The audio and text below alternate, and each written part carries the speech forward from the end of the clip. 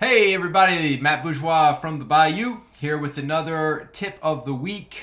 This week we're talking about yearbook covers, specifically the covers that have student artwork on it. I don't know about you, but I love when students express themselves with student art. I find that it's so cool, but nothing is, easy. So this is the tips on how to make your artwork look awesome when it's printed. And I'm going to share with you how we do it. I'm not going to go over the technical steps of how to do it, but just explain how you can just avoid the most common mistakes when trying to take drawings and putting them into print. So that's what this video is about today. Now, right here before you is a picture. Now, this particular picture was actually drawn by a student in black and white. So there was no color at all added. They might have done it more than once, but they basically drew this out, all black and white, and they submit it to us. Now what we do is 9 out of 10 times we will scan this image and then vectorize it in Illustrator. Now I'm not going to explain to you how to do that today, but it's not that hard. Anyone that's even remotely familiar with Illustrator can generally do this for you. So when you're asking your yearbook advisor, or if there's somebody at your school that happens to be a graphic artist, you can tell them what you want to do in Illustrator, and they might be able to say like, oh yeah, that's easy, I can do that.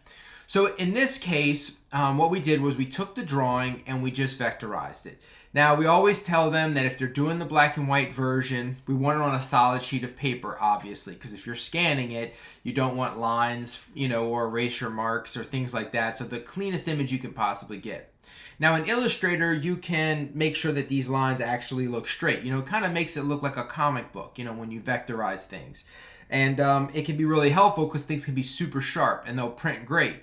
But when you're scanning someone's artwork, things can happen, So one of the things we recommend when we can is just making sure that your lines are closed off. So for example, like if they didn't have a solid line right here, when we go to color this in, it would kind of blend together. So sometimes you can give your artist a little direction, if you're going to eventually make this into digital art, that you really do want to have, the sections you want different colors to be kind of like, cased off or whatever.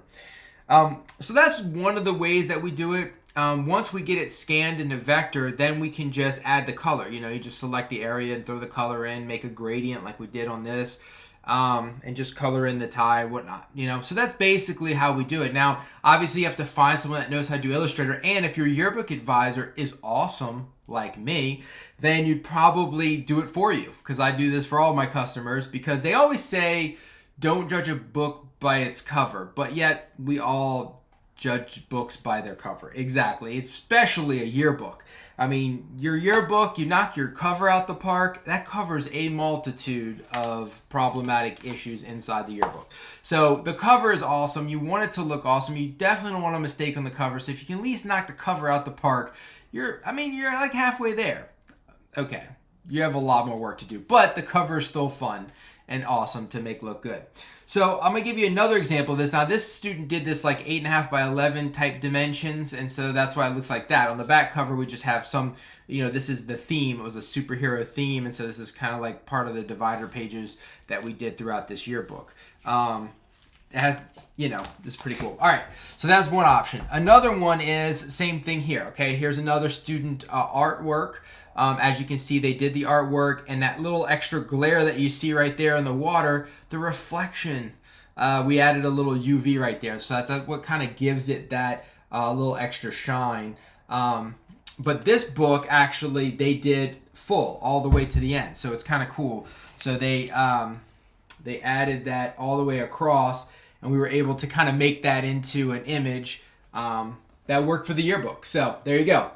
It was pretty cool. So they did the right dimensions, and so this one was really easy to do. Now, one of the tips that I want to recommend is when you're doing student art, you always want to, if you can notice, like on this book especially, obviously like this part here was drawn by the student. But when it came to this, we decided to do that with actual text. And so as much as possible, you want to take words and writing and numbers and just make that, do that with fonts on the computer, design your spines. A lot of times, we really want the words to be, sharp and clear. When students draw it, it can sometimes be not that clear.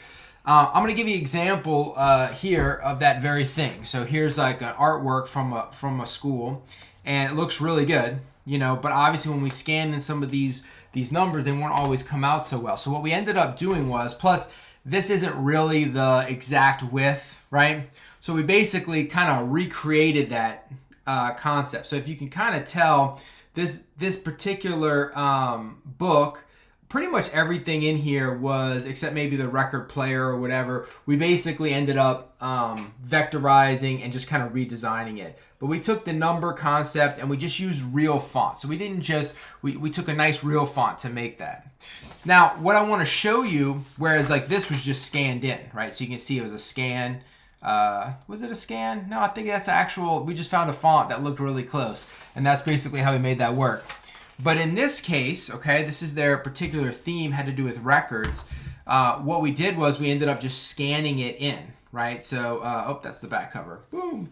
So we just scanned it in. So in this case, we just scanned it, and we probably messed with the vibrance a little bit, you know, that kind of stuff, like in Photoshop, just making sure that this colored image would actually come out looking really good on this end. And that's the same thing we did with this, with the front cover, you know? So it ended up coming out pretty good. So in this case, they did a pretty good job of making everything nice and clear. The colors were vibrant. Nothing super fancy, just literally a sheet of paper, you know, with their color marks. Now, you could, if you wanted to, you could probably have, you know, try to fill those in and make them more clear, but they like the, you know, the concept of the drawing. And so, so yeah, so that's pretty cool. So you could just scan it, make it like a JPEG. I do cut it out though. I never, you know, want to get those backgrounds in there. But when you're dealing with student drawing, you know, it's always good to vectorize it. Now here's another example of vector art. So if you wanted to do a foil stamp anywhere on your book, eventually they would even have to take these letters out, make them into like little graphics, so eventually a stamp can come in and stamp your book with the foil. In this case, you have a student drawing. We took that drawing and we just knocked out the background in Photoshop. There's lots of other programs that do that. We'll have videos on that some other time of all the different free and other software programs that can knock out backgrounds and things like that. But it knocks out the background, just makes a black and white drawn image that can eventually make the stamp that's gonna make this. But whether you're doing this or whether you were doing this particular type of design, it was the same process. Starts with a student drawing. Then we take that drawing and we scan it, we vectorize it in Illustrator. And that's where you need to find someone that knows how to use Illustrator and ask them to vectorize it for you, to clean it up a little bit. And if they can do that for you, boom, perfect. And then you get that image, and whether you want to color it in or whether you want to make a foil stamp, you know, you can go from there. The foil stamp is just a black and white image, whereas, you know, if you're coloring it in and whatever, you know, you have some of those other concepts. So yeah, so that's basically how we do cover designs. You know, cover design can be a really fun part of your school yearbook. So it's fun to get students involved. It's fun to let their artwork be featured. I always thought that was super cool. Sometimes, you know, you have to really work with it.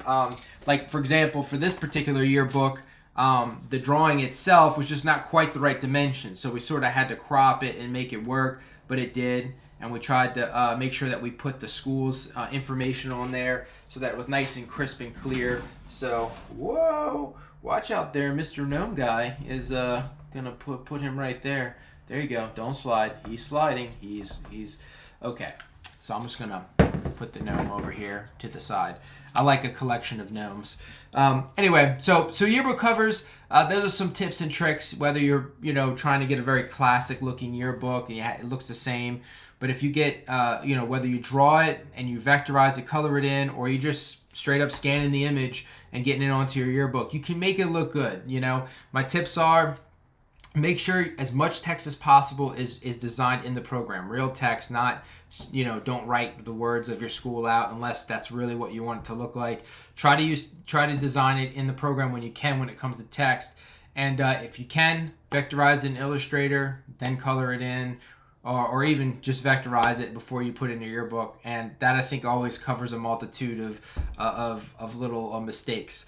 Anyway, that's your yearbook tip of the day. This is Matt Bourgeois. Please remember to like and subscribe. It helps the channel out a lot. Thank you so much. See you next time.